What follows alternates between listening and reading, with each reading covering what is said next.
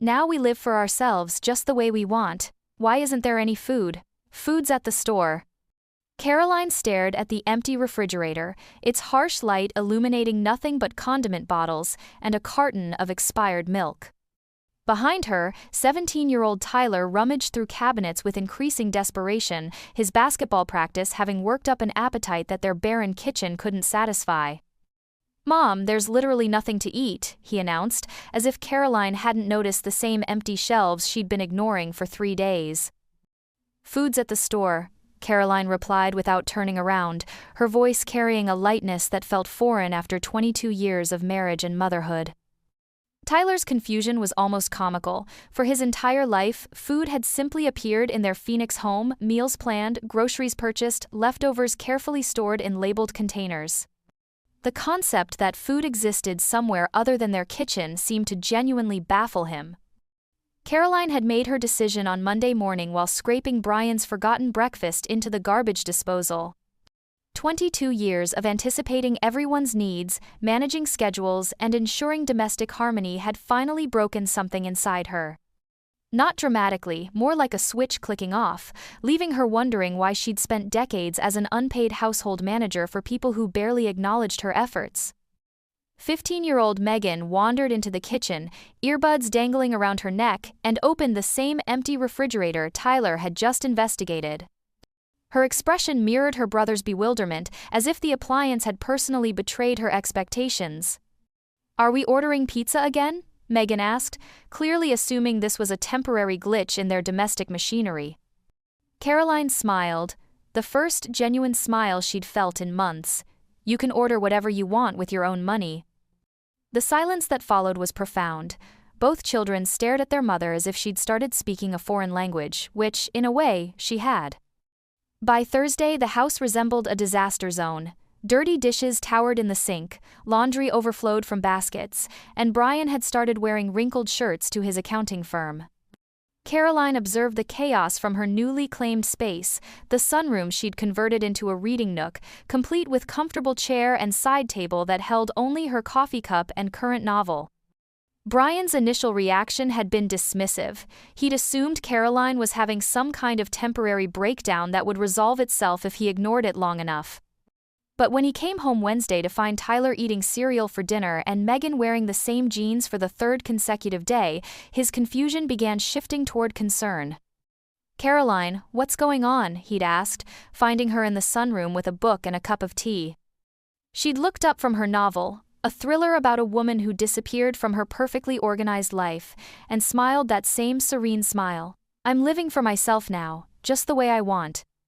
The phrase sounded revolutionary coming from someone who'd spent 2 decades asking, "What would you like for dinner?" instead of, "What do I want to eat?" By Friday, Tyler had discovered that clean clothes required actual washing, not just hoping they'd regenerate in his dresser. Megan learned that school lunches cost money when nobody packed brown bag alternatives. Brian realized that household management was actually work when he spent his entire Saturday attempting to restore order to their domestic chaos.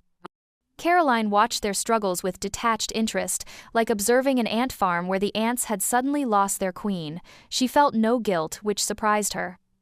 She'd expected maternal instincts to override her decision, but instead she felt lighter than she had in years.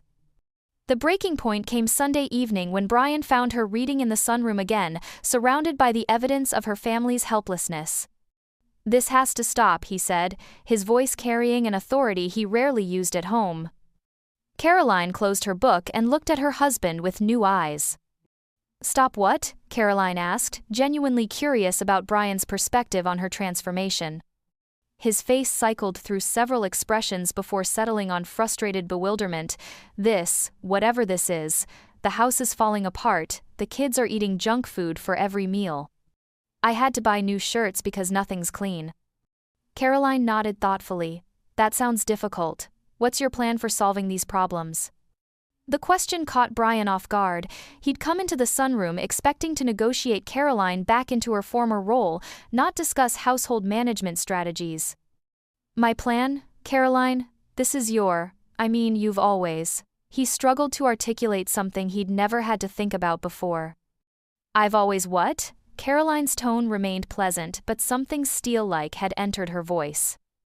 Brian's silence stretched long enough for both of them to hear Tyler in the kitchen, attempting to cook something that smelled like it might set off the smoke alarm.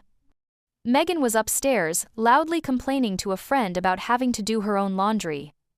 "I've been thinking," Caroline said, reopening her book. "Maybe we should hire a housekeeper, someone to handle all those tasks that nobody seems to know how to do.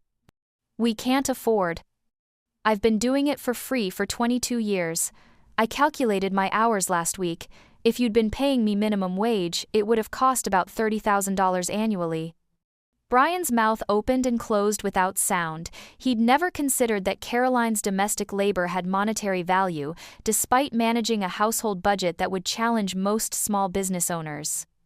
The smoke alarm chose that moment to start shrieking, punctuating Caroline's point with mechanical urgency. Brian ran toward the kitchen while Caroline calmly turned a page in her novel. When he returned 10 minutes later, having dealt with Tyler's culinary disaster, Caroline was gone. He found a note on her reading table: "Gone to visit my sister in Sedona for the week. Good luck with everything." Through the window, Brian watched Caroline's car disappear down their suburban street, leaving him alone with two teenagers who'd never learned to fend for themselves and a house that required more management than he'd ever imagined. For the first time in their marriage, Caroline was truly living for herself.